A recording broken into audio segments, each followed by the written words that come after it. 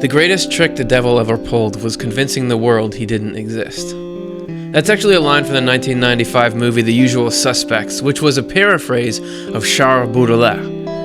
My pronunciation aside, the sentiment strikes a chord, and you'll hear that phrase repeated all over the place. And it's a pretty good trick if you want to operate anonymously. But there's another way you can do it. Instead of convincing the world you don't exist, convince them that there's something you're not. Is the devil an eternal, evil being? A counterpart to God? A fallen angel? Is the devil some outside agent trying to bring destruction and obviously leading the people we disagree with? Or is the devil something more subtle, more pervasive, more universal? If you're up for it, we're going to try to sort all this out tonight. Stay tuned.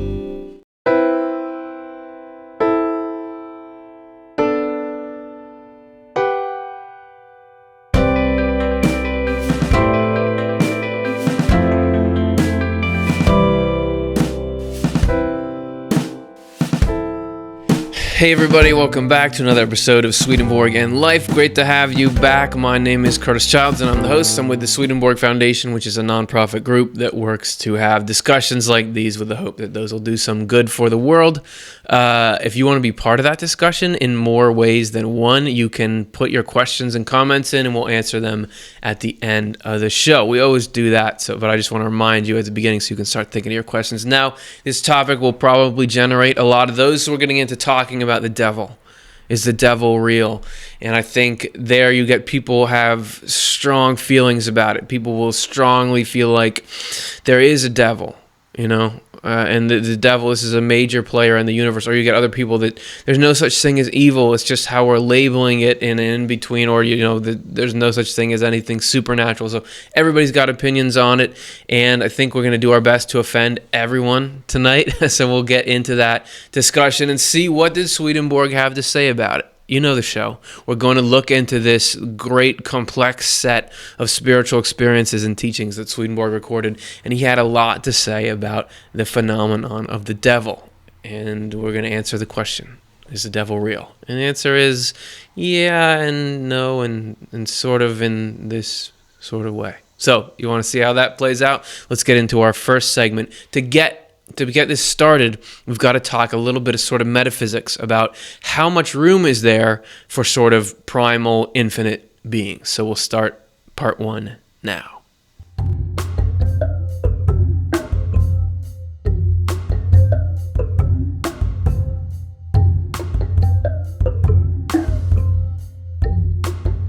All right, so we're going to begin with talking about what it takes to be uncreated. So there is sort of an idea, the devil as a concept, and that's the English word for it. There are a lot of traditions and languages that hold some kind of concept around a primal evil being, that there's a source of good and there's a source of evil. So we're calling it the devil for this one. But there's sort of an idea around that there's God and the devil, that God is the source of good, the devil is the source of evil, and they're both kind of counterparts to each other, sort of equal opposing forces.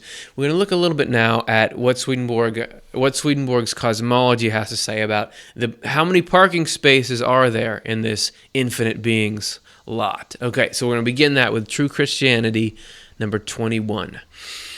As always, you can download these books, read along, read the whole thing. We just dip into it here and there, but there's he goes through things in a lot of detail. We begin. The underlying divine reality is intrinsic reality and is also an intrinsic capacity to become manifest. Jehovah God is intrinsic reality, because from eternity to eternity, he is the I am, the absolute, and the first and only thing from which comes everything that exists and to which everything owes its existence. Because of this and nothing else, he is the beginning and the end, the first and the last, the Alpha and the Omega. One cannot say that his underlying reality comes from himself, because coming from himself implies before and after, and therefore time, and time cannot apply to the infinite underlying reality that is described as existing from eternity. He goes on, coming from also either implies another God who is the real God, and then you have a God from a God, or it implies that God formed himself. In either case, God would not be uncreated or infinite because he would have boundaries and limitations that were imposed either by himself or by some other God. From the fact that God is the intrinsic underlying reality, it follows that God is love in itself, wisdom in itself, and life in itself. It also follows that God is the absolute from which all things come and to which all things are connected so that they may exist. God is God because he is life in itself. All right, did you turn it off? Did you tune out? All right, because you came here looking for, is the devil real? And we just gave you a bunch of theology, obscure theology kind of stuff. But we got to start here because if you're thinking about there's God and there's the devil, and like God is a source of good, the devil is a source of evil, and they're both opposed to each other, there has to be a matrix or something else that they exist in that lets them both exist in their part, and one doesn't overlap the other and sets up the rules for how their power is, or something. So there would be a force behind that that's of a greater power. This is what Swedenborg is saying, that the one who is the real God, the real thing behind everything, has got to be behind everything. And the way that Swedenborg describes God is that God is this everything that exists owes its ability to exist to existence itself, which is God, right? So in there, you don't have room for an eternal author of evil because you would need a place where they agreed to meet and hang out. Do you know what I'm saying? Let's continue. Heaven and hell, number 14. Love is the essential reality of every individual life. It is therefore the source of the life of angels and the life of people here. Anyone who weighs the matter will discover that love is our vital core. We grow warm because of its presence and cold because of its absence, and when it is completely gone, we die. The point being made here is that love is the essence of life. And he says that even more succinctly in the beginning of another of his books. Love is the essence of life. The ability to maintain structure and develop and let something exist, those are qualities of love. So if we're thinking about the devil as a being that is made of hatred, that this is something that whose source is evil, evil isn't that kind of thing. That love is a sustaining force. Evil is not a sustaining force. It's actually a longing to destroy, a sustaining force. All right, you with me so far? We're just going to lay down a few of these, and then I promise we'll get to the stuff we advertise. Okay, next we have married love 444. This is Swedenborg talking to somebody. It doesn't matter who at this point. We're just jumping into the point he's making. Are you not aware, I said, that good and evil exist, and good is from creation, but evil is not? Yet evil regarded in essence is not nothing, even though it is nothing from the point of view of good. Good exists from creation, and it varies in degree from the highest to the lowest. When its lowest degree reaches 0, evil arises on the other side. So there's no relationship or progress of good to evil, but it relates and progresses to what is more or less good. Evil relates and progresses to what is more or less evil because these are opposites in every single detail. So we kind of see good and evil. For those of us who differentiate at times actions into those categories. And you see this is a common thing in movies. You go watch any movie, you'll see characters that are supposed to personify good, characters that are supposed to personify evil. And you sort of see them as these kind of, siblings, sort of. That good is a certain kind of power, you wear a certain kind of armor, and the evil is this other power, and you'd wear this other kind of armor. That they're both these sort of forces, but as we're going to see that evil is not actually a force, it's an absence of force or an absence of design. All right, so we're talking about evil so much that I think we got to give it its own section. So let's go now, and trust me, this is all getting to where we want to go, to take a look at what evil is.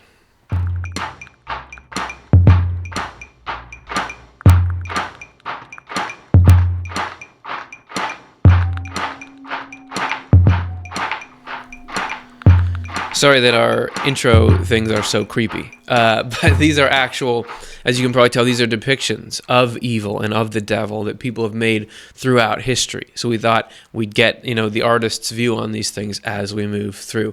Turn on the lights wherever you are, so, because there's some more scaries on the way. All right, what is evil? Let's start in Apocalypse Explained, Swedenborg's huge, expansive, non-published work, and see what Swedenborg is saying here. It shall also briefly be stated how evil and falsity are able to flow forth from hell, although there is but one acting force, and that is the life, which is God. Yeah, so if there's not a devil that's the source of evil, then where's evil coming from? This has also been revealed to me. There was uttered with a loud voice from heaven a truth from the word, which flowed down to hell, passing from one to another to the lowest hell. It was further heard that this truth was in its descent successively and gradually turned into falsity, and at length into a falsity of such a nature that it was altogether opposite to the truth. It was then in the lowest hell. The reason why it was turned in this way was that everything is received according to state and form. Consequently, this truth entering by influx into inverted forms, such as exist in hell, becomes successively inverted and changed into a falsity, the opposite of truth. From this fact also, the quality of hell was evident from the highest hell to the lowest. And further, there is but one acting force, and that is the life which is the Lord. So, a lot of words. What he's saying is God is the only game in town as far as existence and life force is concerned.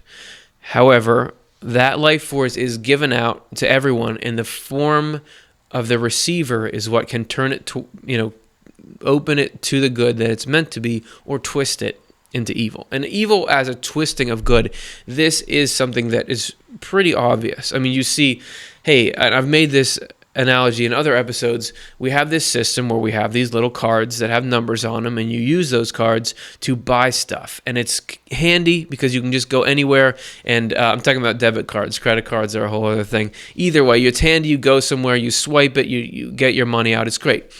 However, that system is meant to have it so that everyone gets to access their own money. But people will distort and take advantage of that system. They will take somebody else's card or their number or their ID and try to take their money and use the anonymity of the system to try to steal money, right? So we can see evil is not its own system. It's a perversion of the good systems that exist. An example Swedenborg loves to use is that of different kinds of creatures. In this example, plants. So we have two plants here. One on your left is broccoli, which kids see as an evil plant, but we know is a pretty good thing for a human body. And then on the right-hand side is poison ivy. And if you haven't had it, which I pretty much have, and I've had it in little bits, but some people get that really bad, it's just not something you want to touch, right? It's a very harmful thing. Both of these plants are receiving the same sunlight. They're in similar soils, absorbing the same kind of nutrients, micronutrients, everything like that. However, one is turning them into something life-giving. The other is turning them into something harmful. Right? That's the principle of evil and good. They're both receiving the same energy. Now, it doesn't mean that poison ivy is an evil plant. Everything fulfills its ecological role. I don't think poison ivy has an evil heart. It's just doing what it does like broccoli does. It's an analogy. The analogy is that we as people who do know how to make choices can take that life force and bring good with it or bring harm with it. Right? Makes sense? Let's get back into True Christianity 366. So more about this form and what kind of form are we? The qualities that flow in from the Lord are received by us according to our form. Form here means our state in regard to love and wisdom. Therefore, it includes the state of our desires to do good out of goodwill and the state of our insights about the truths of faith. God's life is present in all its fullness, not only in people who are good and religious, but also people who are evil and ungodly. That life is the same in angels of heaven as it is in spirits of hell. The difference is that evil people block the road and shut the door to prevent God from coming down into the lower areas of their mind. Good people, on the other hand, smooth the road and open the door. They invite God to enter the lower areas of their mind, since he already inhabits the highest areas of it. And it's common of Swedenborg to use absolutes like good people and evil people, even though while we're in this world, we're obviously dealing with both. But this, so you can even think this about good and evil states in your mind. And, so anyway, don't get too freaked out. Oh, which one am I? Oh, it's not that black and white. So just hold it as it should be held. They change the state of their will. So this is good people again. They change the state of their will so that love and goodwill may flow in, and change the state of their intellect so that wisdom and faith may flow in. They open themselves to God. Evil people block that inflow with various bodily cravings and spiritual garbage that they spread around to prevent access. Nevertheless, God with all his divine essence still dwells in the highest parts of evil people and gives them the ability to will what is good and understand what is true. This ability is something that all human beings have, although it would not be theirs at all if life from God were not present in their soul. Many experiences have taught me that even the evil have this ability. So rather than there being two sort of sources of existence in life, God and love and good, this is everybody's life. If you shut it off as much as you can in your consciousness by turning away from love toward things that are harmful, that are willingly doing things that you know are hurting other people, God isn't gone. God is still powering the machine, that nobody can move and think and choose without God. But you can shut out, you can decide you're not going to act in that way, but God is still there. So this is how God can be the source of all life, even though there is this dichotomy between really great things we do to each other and really, really horrible things that we do to each other. And I was just watching the news today. You see them both on there, right? So it's talking about evil. This whole section is, what is evil? Where does evil come from if there's not a devil that is just this sort of infinite source of evil, just like God is an infinite source of love? So this is another description from Swedenborg about how it's actually our minds are backwards when we've shaped them that way through choices toward evil, and that takes the flow in of love, the inflow of love, whichever you like, and inverts it, just like plants, those kinds of things can take the sunlight that's coming in, turn it into all kinds of different forms. So this is a little abstract as Swedenborg can be. So we put like a simple slideshow with it, but what you're hearing is Swedenborg's words, where he's describing further on what the actual structures themselves are like in the mind when we look towards good or evil. So here it is. Since we are our own love, we are also the forms of our own love and can be called organs of our life's love. We can get a relative concept of them from our heart and lungs. Their changes are alternating expansions and compressions, or dilations and contractions. Much the same happens in the organic forms of the mind, which, as already noted, are the subjects of our feelings and thoughts. The difference is that their expansions and compressions, their alternating motions, are relatively so much more perfect that there's no way to describe them in the words of ordinary language. Only the words of spiritual language are adequate, and these indicate that they are like whirlpools, spiraling in and out, like endless twisted coils joined together in forms that are wonderfully receptive of life. Now, though, I need to state what these purely organic substances and forms are like in evil people and in good people. In good people, the spirals face forward, and in evil people, they face backward. When they spiral forward, they are turned toward the Lord and are open to the inflow from Him. When they spiral backward, they're turned toward hell and are open to its inflow. It is important to realize that to the extent that they are turned backward, they are open behind and closed in front, and that conversely, to the extent that they're turned forward, they are open in front and closed behind. This shows what kind of form or what kind of organ an evil person is and what kind of form or organ a good person is. They're turned in opposite directions. It is our volition's love that determines this direction, or that turns us forward or backward. For as just noted, each of us is her or his love. That is why, after death, we all follow the path of our love, to heaven if we have loved what is good, and to hell if we have loved what is evil. We find no rest until we arrive in the community where our own dominant love is, and strange as it may sound, we all know the way. It is as though we were following a scent. So we just had spirals in front of the head, but as I understand what he's describing, he's talking about the internal structure of the spirit mind. He says that our spirits are as structured as our bodies, and that all the thoughts and feelings we have there are happening in little structured forms, just like in the physical brain you have neurons and bundles and those sorts of things. There is that to an even higher extent, more complex in the spirit, and that an evil life actually turns those structures, inverts those structures somehow, and that this is how the mechanics of how love and truth can get turned into evil and falsity. So take it if you want it. Secrets of Heaven, 5700. This is more about that inversion that exists in the mind. Facts are said to exist in an inverted state of order when people intent on doing what is evil violate heavenly order. For heavenly order intends that good should be done to everyone.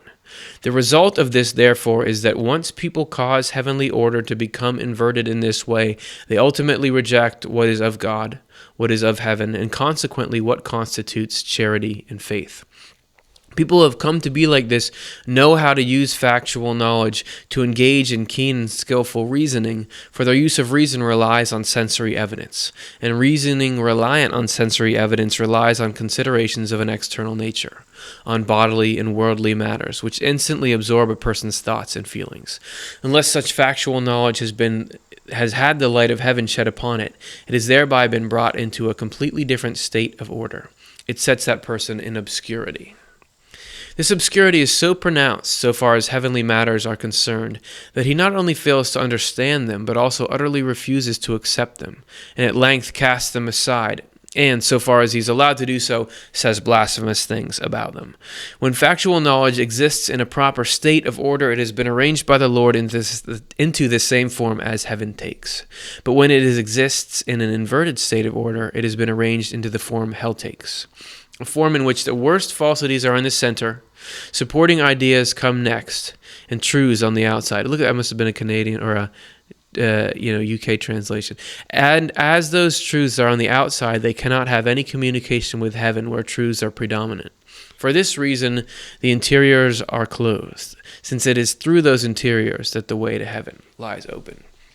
So it's not just enough to have the facts, to have the knowledge. It's about how things are ordered. And we have a picture here of there's us on either side, but on the left side, as he says, the evil and the falsities, the worst stuff is at the center. Then you have the less perverted sort of things, and then the good and the true is the outside.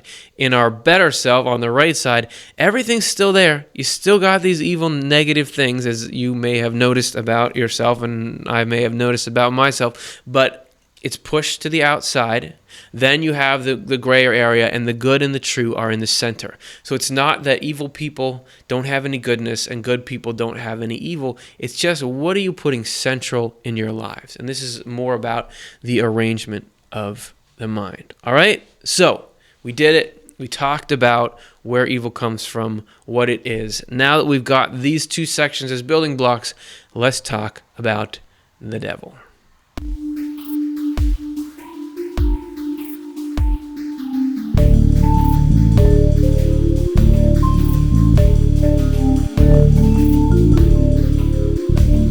Okay, so Swedenborg, as you probably already sort of implied it in how I've been talking about it, he doesn't say that there is a single devil, a devil who is the source of evil, who is a conscious opposite to God, that's one being. However, it's not as simple as saying, oh, there's no devil. The answer is somewhere in between, and we're going to get at that through Swedenborg's accounts. This is from Revelation Unveiled 4:53. We're going to jump in the middle of something where he's talking about something else, but we'll get our own pertinent information through this. So don't worry about where he's starting. It is owing to these falsities that he was just describing that no one knows anywhere in the whole Christian world, and he's talking about the Christian church of his day, that the fire mentioned here is the love of self. He's talking about hellfire. The fire mentioned here is the love of self and the world, and that this love is the devil. Nor does anyone know that the smoke issuing from this fire is a conceit in one's own inherent intelligence, and that this conceit is Satan.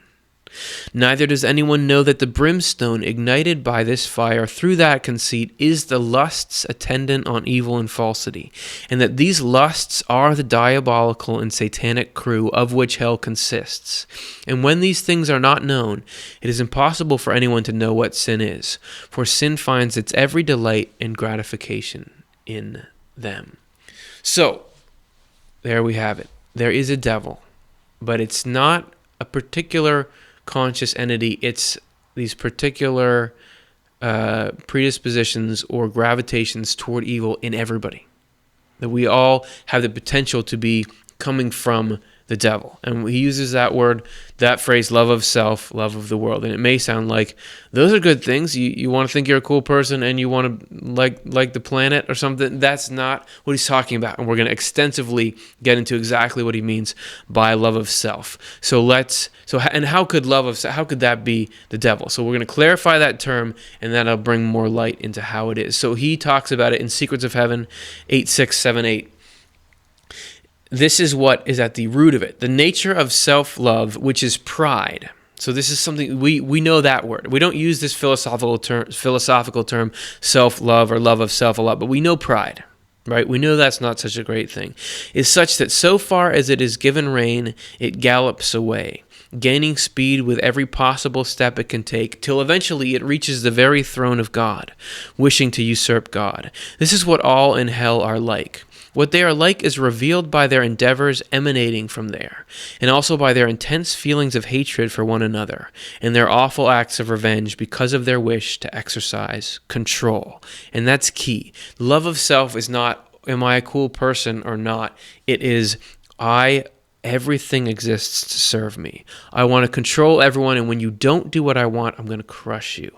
And I don't like God because God is letting people live their lives, and I don't want anyone more powerful than me, right? Then further in Divine Providence 2:57, when self-love has promoted its power all the way to the Lord's throne, in other words, we've put ourselves at the center of the universe instead of the divine, has removed him from it and set itself there, then the only other thing that can happen is that the other love, the Lucifer, will pervade everything that has to do with the Word and the church. So, he is setting up this, there is a devil and there is a Lucifer. And we're going to talk more about what those mean as we go. I do want to point out that many people may have had experiences where they meet some scary thing and it says, I'm the devil, right? So what's going on there? According to Swedenborg, it would be this. Spiritual experiences number 4321. At length, a certain spirit was detected in a higher place who said that he led him. Okay, again, we're jumping into something weird. I don't even know if I could describe it. He's talking about a spirit that's like leading another spirit in the middle of this experience he's had. He spoke with abundant confidence as one that directed him in everything that pertained to him, professing in himself to be, as it were, a god, and breathing forth a sphere like the Lord. But he was a certain devil, who imagined himself to be the very devil that deceived Adam and Eve according to the common opinion. So, confusing pronouns, and we made it worse by dropping right in the middle. The point is that Swedenborg met this person who is focused on evil, which he called a devil, and that particular devil says, oh yeah, I believe that I am the devil. And actually you find this delusion that I am the thing is a common thing in hell. We had another episode where we talked about people in hell that think that they're God, and think they rule the universe, and that this is relatively common. So you'll get a lot of people claiming that no, there is one most powerful ruler, devil, and that's me. It just happens to be me. So that may be where some of these devil encounters come from. And I want to point out that It's not to say there's not a single central devil does not mean there's not really spooky stuff. Swedenborg encountered, you've seen, look at these, are like little section things are spooky because Swedenborg talks about all kinds of really scary stuff, really powerful, nasty beings that he meets. He's just saying that there's none that is the source of it all, the central, the ruler who goes after everyone. It's the whole of hell through that love of evil in the heart, right? And we're going to talk about that more and more. Let's go to Heaven and Hell 544. And he's commenting on this same thing. People in the world still believe that there is a devil who rules the hells, and that he was created as an angel of light, but was cast into hell with his gang after he led a rebellion. And we're going to get to that Lucifer passage in the Bible a little bit later. The reason for this belief is that the word talks about the devil and Satan and about Lucifer as well, and in those cases the word is understood literally. However, in these passages, the devil and Satan mean hell. The devil means the hell toward the rear, where the worst people live, the people called evil demons, and Satan means the hell that is toward the front, where the less malevolent people live, the people called evil spirits. Lucifer means the people who are from Babel or Babylon, the ones who extend their control all the way into heaven. Now, he's not talking about the city of Babylon. We'll get to that soon as well. We can also see that there is no devil to whom the hells are subject from the fact that all the people who are in the hells, like all the people in the heavens, are from the human race. Sorry, that's what Swedenborg says. Some people agree, some people don't. That's what he claimed to have learned. And that there are millions there from the beginning of creation to the present day. And that everyone there is the kind of devil he or she became by opposition to the deity while in the world. So there's a twist. We got a twist now. It's not just that these particular kinds of loves of evil are the devil and Satan. It's also that hell is the devil and Satan. And that actually, those aren't just two names for the same thing, and we're going to get to that in a second, but I do want to say that the way Swedenborg talks about human subconscious and consciousness, that we're all hooked into the spiritual world, that actually all evil feelings and thoughts is from our connection with hell. So really, that love of self is made up of everyone who has chosen evil and is living evil there. So it's all sort of the same thing. Does that make sense? All right. It probably doesn't. That's just fine. There is a difference between the devil and Satan.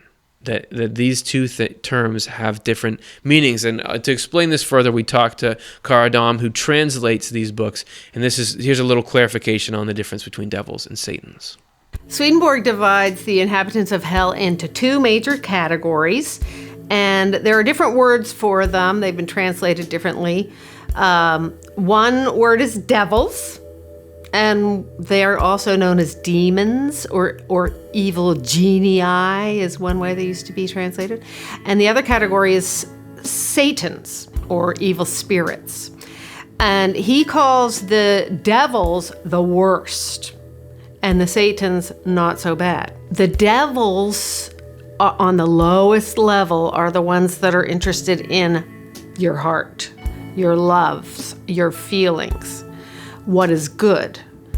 The Satans are more about the mind, the thoughts, the ideas. They want to turn things into falsity and illusion in your mind. Some interesting things that he says is that the demons like to be silent, and the Satans like to speak. And the demons want more than anything to make you think that what is good is bad and what is bad is good. And the Satans more than anything want to make you think that what is false is true and what is true is false. So the lowest, Swedenborg says, the lowest kinds of devils are obsessed with themselves. They're all about loving themselves as the top priority in anything. And the not so bad are obsessed with love of the world, worldly things, possessions, power. And we got a little bonus explanation of love of self and love of the world as Swedenborg describes it. Further, True Christianity 68. This is another wrinkle. This is where we get all these demons and Satan. So hell is all this stuff, but it comes back to you can actually see hell as one giant monster. True Christianity 68. To God, the totality of heaven is like one human being. On the other hand, hell is like one giant monster. Divine Providence 190. If it were not for his divine providence, which is like a constant creation, could the infinitely varied desires and consequent thoughts of humanity, and therefore the individual people themselves, be so arranged that they form a single whole, with the evil desires and their thoughts forming a single demon, who is hell, and the good desires and thoughts a single Lord in heaven? I have already explained a number of times that in the Lord's sight, the whole angelic heaven looks like a single person, who is in his image and likeness, while the whole hell, conversely, looks like one grotesque person. So we've gone all the way full circle back to, there is one effigy of hell. It's not that this is one devil who can be over here and then he's over there and he's thinking something specific, but everything in hell works together like one giant monster. And that's what it looks like. Well, we don't know. We don't have the rendering, so we just put up this question mark. And there's a reason for that. It's because nobody knows what that monster looks like. Actually, Swedenborg describes that heaven, and he said it right there, is like a giant person, like a good-looking person. And we had an episode on that, actually called The Shape of Heaven, where we talked extensively about what that means, and that God can see heaven as a person. Hell can be seen as the opposite, as a person who's out of order. And Swedenborg says he hasn't seen heaven as a person, because to see something on that scale, only the vision of God can do it. So I would assume Swedenborg hasn't seen the giant monster either. Who knows? Maybe you can see it. Maybe somebody has.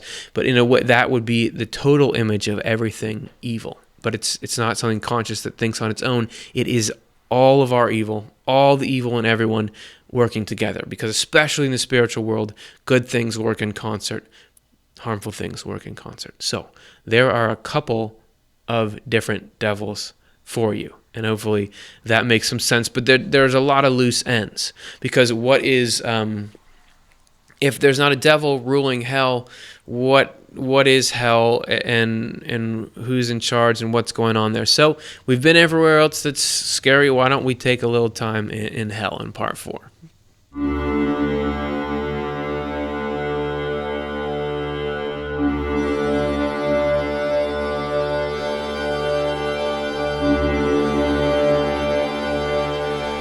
So if there's not one conscious devil who's the evilest of the evil and everyone else is evil from, and who holds all the power in hell, what is ruling that place? What's keeping it together? Swedenborg says in his book Heaven and Hell, 536, the Lord is the God of heaven, and the whole government of the heavens is in the Lord's hands. Since the relationship of heaven to hell and hell to heaven is like that of two opposites that act against each other, with the action and reaction yielding the states of equilibrium within which everything exists, in order for absolutely everything to be kept in this balance, it is necessary that the ruler of the one be the ruler of the other as well. That is, unless the same Lord controlled the attacks of the hells and restrained their madness, the balance would be destroyed. And if the balance were destroyed, everything else would go. And Swedenborg even talks about how that balance between heaven and hell, the equilibrium, the spiritual equilibrium, is what allows our consciousness to exist. So there has to be somebody running the whole scheme. But let's take a look at how this works. In Secrets of Heaven, 1755, angels are the ones who rule over evil and hellish spirits. But the Lord sees and foresees absolutely everything, and provides for and arranges absolutely everything. Sometimes he does so with bare tolerance, sometimes with reluctant permission, sometimes with acceptance, sometimes with pleasure, and sometimes with a will. The desire to control others is a strictly human trait, at odds with traits angels receive from the Lord. But when desire is absent, all control comes of love and mercy. This idea is fairly arcane, though, so it cannot be explained intelligibly in a few words. It is enough to know that evil and hellish spirits are put under the angel's power, and that the Lord governs absolutely everything, even the most minute details. But I think he gives us all the pieces in there to understand it. God isn't crazy about everything. There's things that he would rather have, but there's certain things. This is what the best case scenario, and so it is with all evil, with all harmful choices people make. So God is arranging hell, and that hell is not a place of torment. Hell is a best case scenario for evil. The evil is this thing that causes you to not be able to function in a system. You harm other people, you can't be part of love and of heaven, and the human race will die if it's too absorbed in evil. Hell is a way to contain evil, to give people who are obsessed with evil and consistently choosing it, to actually give them the happiest lives they can have when they're involved in something, to protect them as much as they can from each other. Hell is actually, it's control, but it's control out of wanting to benefit. Because as Swedenborg was saying, the desire to control, just to control, to dominate, that's hell. That's the opposite. God doesn't have that. The only control that God exercises is to give the best scenario to people. Just because, hey, I know actually better than you what will lead to what, so I'm not going to, it's not like people in hell know. But a lot of, Swedenborg says, people in hell don't even have to know that God exists, but that God is still looking out for their lives and making it so that everything can lead to something useful as much as possible. And so Swedenborg talks about this equilibrium some more, and how you have to have a single actor creating this equilibrium, or else the thing would never work. You would never, unless there's some kind of rules of war, two countries could never come to, sort of a peaceful, resolution without some kind of international law, right? Because how would you enforce things? So if God wasn't able to run everything, then how would you keep one from overtaking the others? We made another little clip about it here. This is Swedenborg further describing the levels in heaven and hell and how they relate. I have seen that there are 3 heavens marked off by 3 vertical levels, and 3 hells also marked off by 3 vertical levels, or levels of depth, with the hells opposite to the heavens in every detail. Further, the lowest hell is the opposite of the highest heaven, the intermediate hell the opposite of the intermediate heaven, and the highest hell the opposite of the lowest heaven. The reason the heavens and the hells are in this kind of opposition is that their loves are opposed in this fashion. Love for the Lord and a consequent love for their neighbor constitute the inmost level in the heavens, while love for themselves and love for the world constitute the inmost level in the hells. Wisdom and intelligence from their loves constitute the intermediate level in the heavens, while stupidity and madness from their loves, which put on the appearance of wisdom and intelligence, constitute the intermediate level in the hells. It is the final effects of these 2 levels, though, either coming to rest in the memory as knowledge or finding definition in the body and actions, that constitute the final level in the heavens, while the realizations of the 2 levels that become either knowledge or actions constitute the most superficial level in the hells. And if you look in the intro, we have a little picture of those different levels. Just flashes by, but there's something to look for next time someone forces you to watch this show. All right, so let's revisit this idea of love of self, because everything is kind of hinging on this.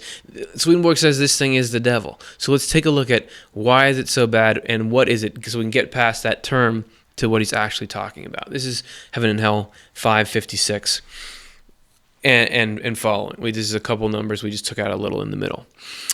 Love for oneself is intending well to oneself alone, not to others except for the sake of oneself. Picture a community made up of people like this, all totally in love with themselves, not caring about others unless they are allies. And you will see that their love is no different than that of thieves for each other.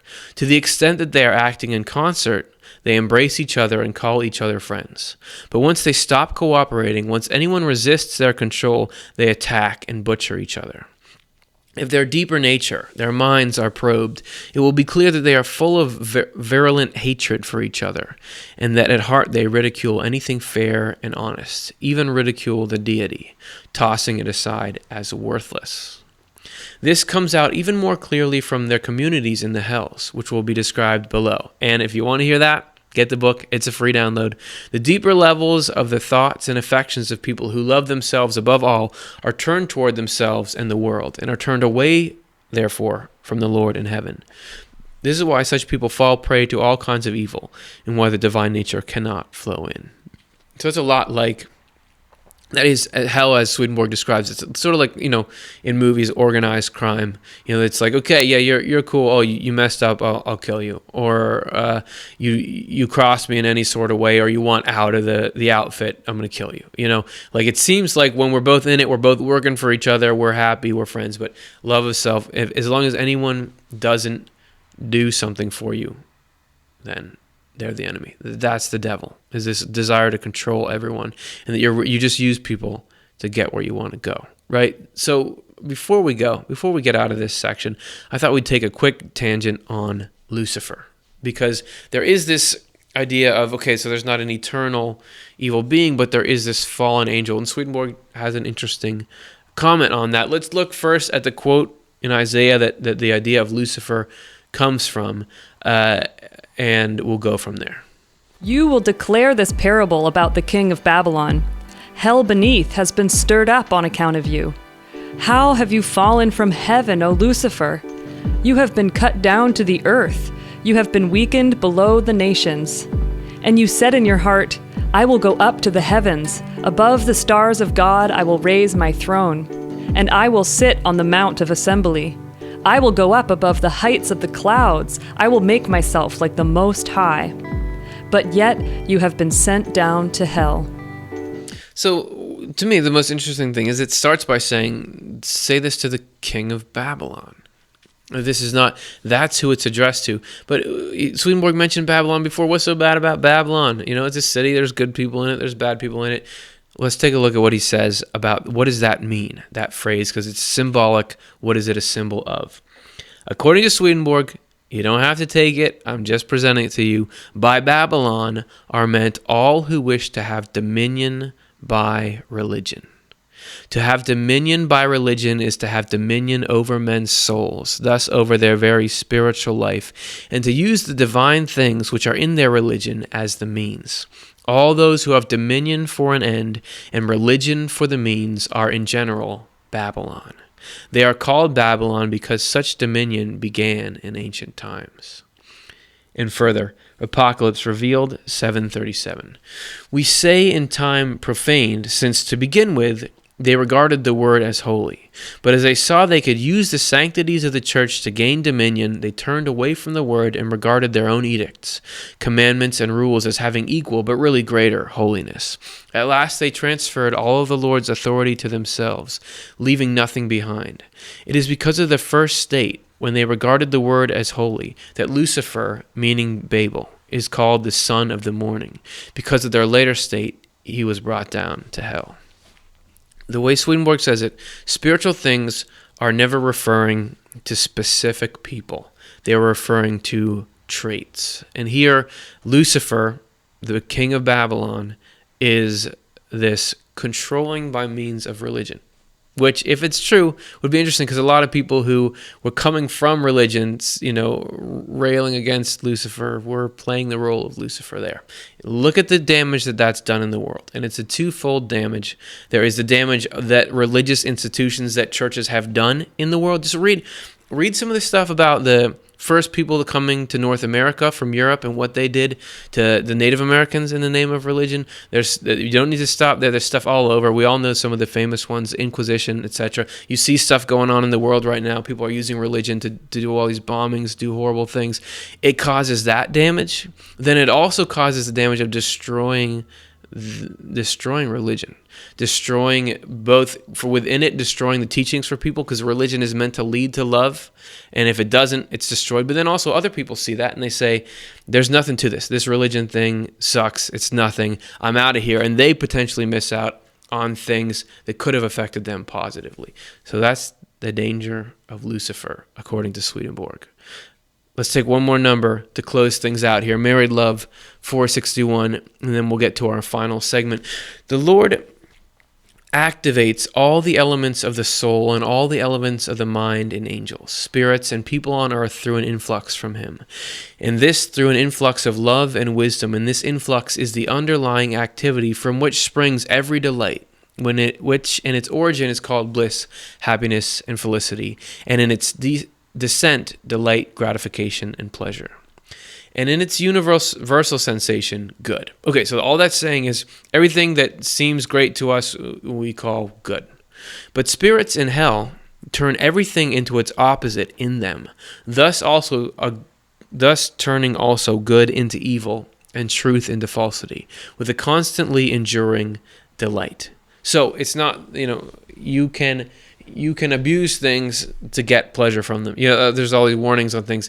Using this in a way not prescribed is a federal crime, because you can use things to kind of scheme stuff out of it. Like we're talking about, you can abuse all kinds of systems to get pleasure that isn't the intent of the system, and it's not sustainable and it's not healthy for you. This is sort of the flipping that we call hell, and that's the pleasure of that is the thing that draws you to be one with the devil. So, did God create the devil? Did God create evil or hell? No, as we were talking about before, it's like a planet, light and dark.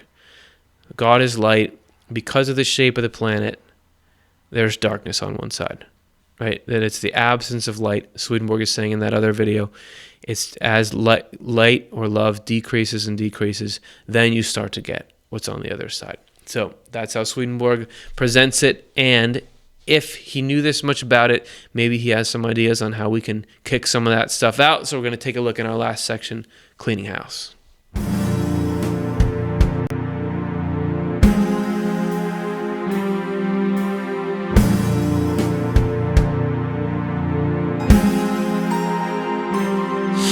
Okay, so this is our most cheerful section, and it's going to be just a little bit about the devil, as Swedenborg describes it, is something that is just, we can all get along. We can be people who think that there is one literal devil. That's fine. Doesn't mean we can't be friends. Maybe you're right. And people will say, the devil's trying to make you do this evil thing, that evil thing.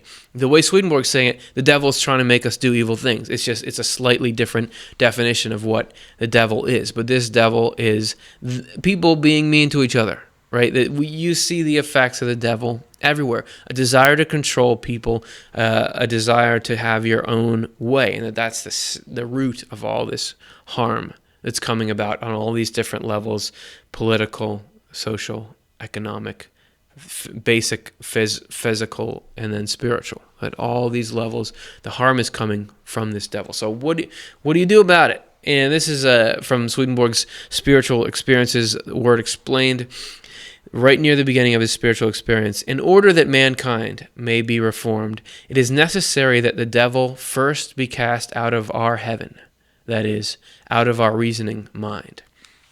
So we got to, it's talking about Lucifer being cast out of heaven. That's got to happen in here. We got to cast the devil out. So let's take a look at what we can do there. Divine Providence 33. The closeness of our union with the Lord depends on the extent to which we abstain from evils as coming from the devil and is blocking the Lord's entry. So even though Swedenborg describes how it's not one devil, he'll use, because it's such a similar concept, he'll use the shorthand of the devil meaning this love. We can see that the union is closest for people who loathe these evils, as though they were actually foul and fiery devils, since evil and the devil are one and the same, just as malicious falsity and Satan are one and the same. As a result, just as the Lord's inflow into a love for what is good and its desires through these into our perceptions and thoughts, which all derive their truth from the fact that they stem from the goodness we are engaged in, so the inflow of the devil or hell is into a love for what is evil and its desires, its compulsions, and through these into our perceptions and thoughts, which derive all their falsity from the fact that they stem from what is evil. So it's essentially, the devil is in loving evil things and the rationalizations, the justifications we have that allow us to commit that stuff in whatever form it takes in all of us whenever. So we've got it there. Let's get it out. Here's our little segment, how to cast out the devil. We'll give you one easy step. It's not that hard. Married Love 529 is the book. The same is the case with those who are in good from the Lord. If from will and understanding, or purpose and confirmation, they abstain from one evil, because it is a sin, and still more if they abstain from several, they abstain from all. For as soon as one from purpose or confirmation abstains from any evil because it is a sin, he is held by the Lord in the purpose of abstaining from the rest. Therefore, if he does evil from ignorance or from some prevailing concupiscence of the body, concupiscence. Well, so this is the old translation. It is not imputed to him because he did not propose it to himself and does not confirm it with himself. A man comes into this purpose if once or twice a year he examines himself and repents of the evil which he finds in himself. Not so with one who never examines himself. So I actually had somebody on this very show or asking before, I've done a lot of things that aren't good, how can I ever make it out of that? But the way Swedenborg is saying that if we just do something, do anything, I heard that the difference in somebody who never exercises and someone who does a little exercise a day, that's the biggest jump. There's a bigger jump in health from someone who never exercises to someone who exercises a little all the way. That's a bigger gap than someone who exercises a little all the way up to like an Olympic athlete. The biggest help is just do something. So if we can say in one area, in one aspect of life, ooh, I could do that, but that's harmful. So even though there's a part of me that wants to, I'm not going to do it. Then we're moving in the right direction. The direction is all that matters. It's not the score, it's the direction. So that's what we can do. It ain't that bad, and through that, not only does the rest of the world benefit, but we benefit in the end too, because good is a better way to go, which I don't need to tell you. You guys already know that. Just a note before we get to our questions, all that spooky stuff, even this picture here, this was all taken at Glencairn Museum. They were nice enough to let us come in and look around with cameras. They're a cool museum that has a religious history theme. Take a look in our description for more about them and links to their exhibits and all that stuff. So thank you, Glencairn Museum. Let's take a video break. Then I want to hear your thoughts on the whole thing, your questions and comments, and we'll go from there.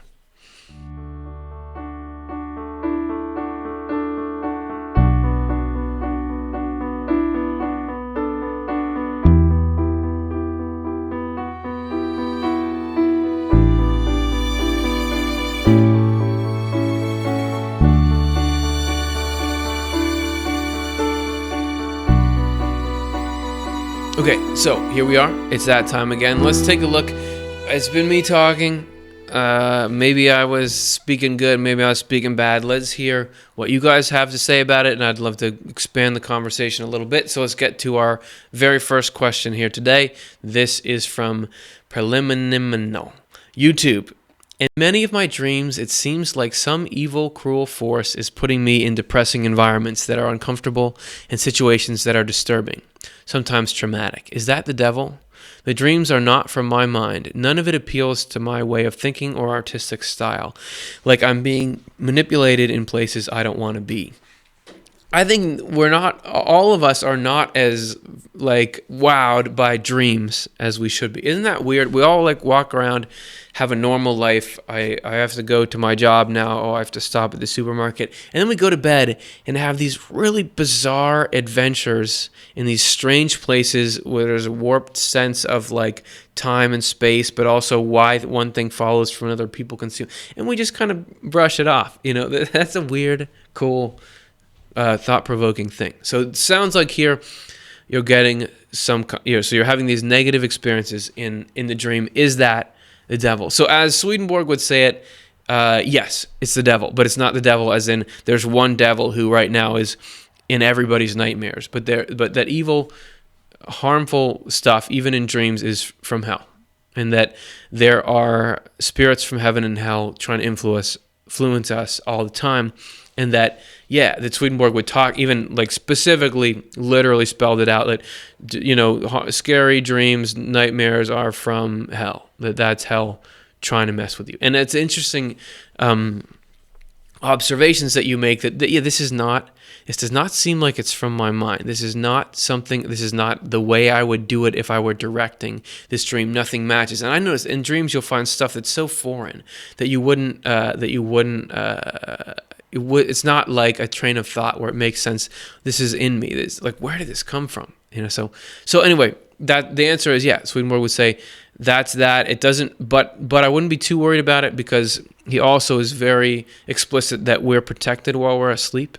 That hell would want to do us harm, real harm, but heaven is is keeping that at bay. So while we may feel discomfort, you're not in that kind of danger, if you know what I mean. However, hopefully, yeah, things get better and better. And I don't know exactly how to do something like that, stop dreams, but hopefully there are other people who do, or, you can take, the more you know about the reality of the whole thing, the more things will fall into place. So I wish I could fix it all. I can't, but I can say that. So thanks very much for sharing that with us. It's a personal thing, and it adds to the conversation. I appreciate it. All right, let's take a look at the next one.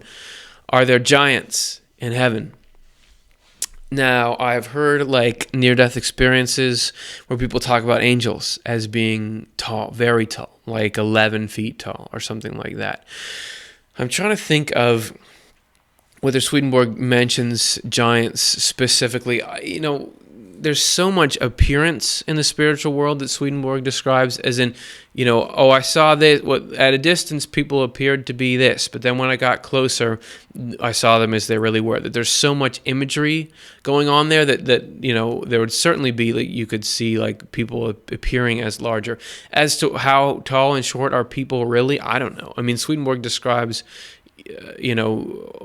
people from other planets, believe it or not, that are shorter than regular people, so there's certainly a range there. He also, as we talked about, like the grand human being that's a giant person, he says individual communities can be seen as people.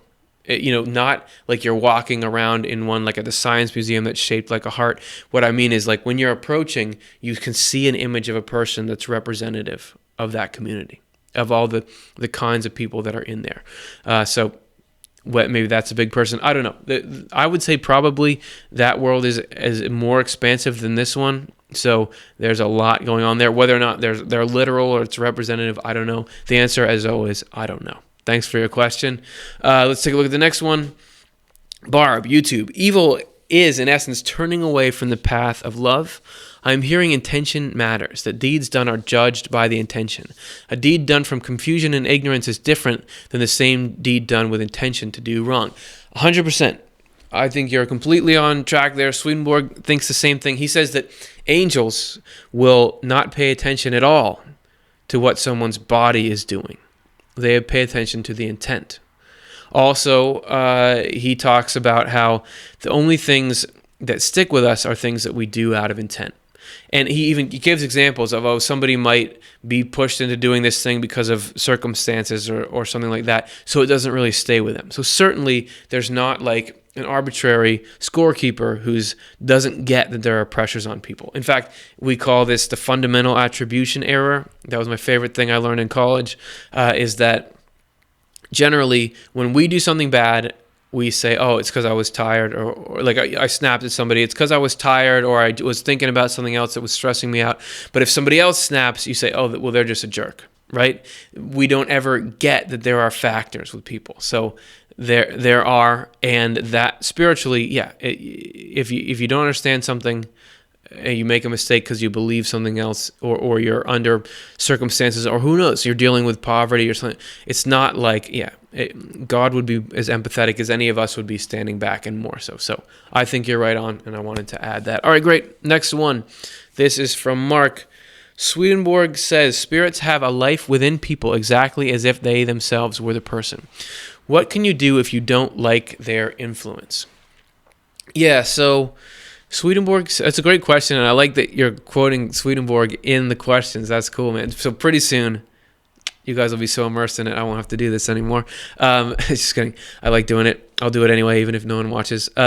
So Swedenborg says that there's this intimate connection with the spiritual world, and that we are all the time, just like we're in this world and we're influenced by the people we're around, this city that we're in, the community we're a part of. There we are influenced by the community that we're in, but even in an even closer way, we have some people or spirits, the people who have died, that we are very closely linked with. We're very closely linked with. That they, and in some cases, Swedenborg says that they think they're us. Is that weird enough for you? That we're connected to good spirits and more harmful spirits. And if the harmful spirits knew they were connected to it, this is getting so weird. If the harmful spirits knew they were connected to us, they would attack us. But instead, they think that they're us. So they think the things in us, like our sort of memories and our desires, all that stuff, are theirs. So they don't attack them. And this is a weird arrangement. The point, it's not permanent. The point of it is that this is the way we can be reformed because of what you're saying, Mark, that I don't like this influence. I don't like being like this. You have a spirit, I don't like these traits. Through those connections, actually the mechanics of it, we can push ourselves away from those traits that we couldn't do if they weren't ever stirred up by these negative or positive connections. The best way that I know of to change your influences, change your location, is through what you do or don't intend. Taking stands against things inside yourself, saying, that's how Swedenborg describes change. However, in specific, like as far as specific, like I'm getting a lot of, I'm hearing voices, or getting harassed in some tangible way, then obviously it's something different, and I'm not an expert on that. We did do some shows where we taught, how to deal with evil spirits is a title of an episode, and also how to free your mind from hell. That's where we go into. There's some people who have worked more closely with that we did episodes with. But in general, it seems like it's sort of like a stray animal sort of thing. Like if it's not a place where they find food and water and shelter, they'll stop coming around. And sometimes I find that struggle can take forever, can take a long time, and it can seem like this isn't helping. I mean, like I'm trying to do a lot, but I'm not making progress. It's tough, people deal with that stuff, but I would say that that's the best way I know of to make movements. And if anyone else has any thoughts in the chat room, go ahead, comment on that. All right, let's take a look at another one. Barb, does Swedenborg talk about the millennium, a period in human history when Satan will be bound according to the Bible? Yeah, I mean, I don't know. I would have to look up that specific passage and see if this is what he means by it, but I know that in general he's talking about the new church, which is the new state, the coming permanent, really good era for humanity. We did an episode called The Spiritual Future of the Human Race, and if you haven't seen it, maybe check that one out, because that is all about that phenomenon. But essentially, this is like we've been on this wide swing, pushing ourselves farther and farther away from God, and now we're starting to come back up, and people are starting to be better to each other. And what we're going to try to have here is this time when Satan is bound. And if you think about that in the terms we just learned for this show, Satan being this malicious falsity, when people aren't running, when people are seeing things as they really are, think of the kind of world that would create. So that's maybe what he's talking about there as well. Okay, let's do a couple more. This is from Vice Versa on YouTube. If Swedenborg suggests that hell is not about fire and torture, then why do countless hell testimonies always stress that it is 24/7 torture on many different levels according to your sin? It's a great question, and I would say there are different categories of hell testimonies. I have heard, when I was at college, I was walking like from one building on campus to another, and there was a guy handing out CDs, a Christian guy, and it was this account from this person who had went to hell and found it very much like you said there, like I could never get away. It was horrible. It was all torture forever. Then you juxtapose that with somebody like a Howard Storm, who was a very famous near-death experience writer. He wrote one of the first books about having a near-death experience, and he experienced this very hellish beginning to it, where he was attacked and like cut up and messed up, and then he reached out and God pulled him out. And so I think you find both. One of them's got to be right. It seems like when you have an experience that goes both positive and negative like that, there's a reason for the negative. Like Howard Storm, he had a whole life turnaround. He self-described he was a jerk before he had it. He was a self-focused, mean person. This experience turned him around, and part of that was this being stripped down from this this tough side of the experience. And that to him, he said that was a necessary component of the greater transformation. That's how Swedenborg describes it. All the hard things we're going through are to try to turn us around. So it could be that people who have these horrifying visions, that's what it's for, is to try to scare them into something. However, I mean, we have nightmares that are scary, and then we wake up from them, and we don't necessarily believe those are true. It could be that, somebody's having this experience and they're getting tricked into being afraid. The answer is that I don't know. Those are my best thoughts on it. I really don't think that there's a 24/7 torture on many different levels according to your sin. I mean, just what would that accomplish? And is there anything worse than that? And why wouldn't, if there was really God, a God who had any kind of love, are there any angels with any kind of conscience, wouldn't they be breaking down the doors to try to stop that? Because that it's meaningless. Like 24/7 torture for your evil. Like, it's not to reform you, it's not to change you, it's just revenge. It's pure revenge. That's the trait of love of self. From a Swedenborgian perspective, that's hell's fantasy. That's the devil's fantasy, is to be able to do that when God is not at all about revenge. God will only tolerate pain if it can lead to something better. Those are my thoughts. Thanks for the question. Let's take another one. This is Blender. Are we in hell now? Sometimes I think we're in both.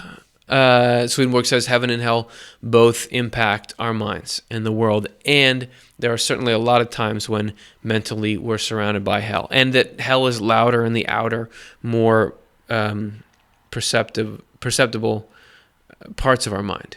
That we experience the pain of that a lot. So the world can seem like it, but it can also seem really good. I find life can seem really bad and seem really good. So spiritually, we can at times be in hell. We can be in hell both in the sense of being attacked or in the sense of when we are participating in the devil, meaning we're doing something that harms other people that we know is harmful because we like the benefits it gives us. That's being in hell, but that's the light side of hell because it feels good at the time, but it leads to the dark side. So those are my thoughts on whether or not we are. Or are you saying, are we in hell right now because you've had to watch an hour of this show? If so, yes. The answer is yes. Okay, let's do a couple more. We have to wrap it up soon for time. Silver Rose, YouTube.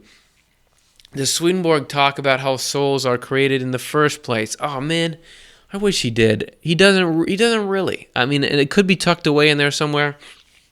But I know he talks about the physical form becoming receptive to the first elements of life, but he doesn't talk about, you'd think he might, he doesn't talk about this is how life starts. So I'm just going to have to give you a real, no, he doesn't, man. But it's a great question. And maybe because you can, even if you've been combing through Swedenborg for a long time, you can come on these passages where it's like, wait a second, that's there. So maybe if I ever find something, man, are we going to talk about it? But for now, he doesn't seem to have a lot of good information on how individual people are started. So sorry about that. Okay, let's take a look at the next one.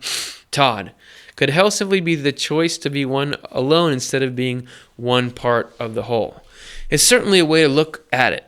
That there is this heavenly whole of mutual love. I mean, it's not that there are some people in the heaven that Swedenborg describes that live alone, and they're very happy there, but they're still connected.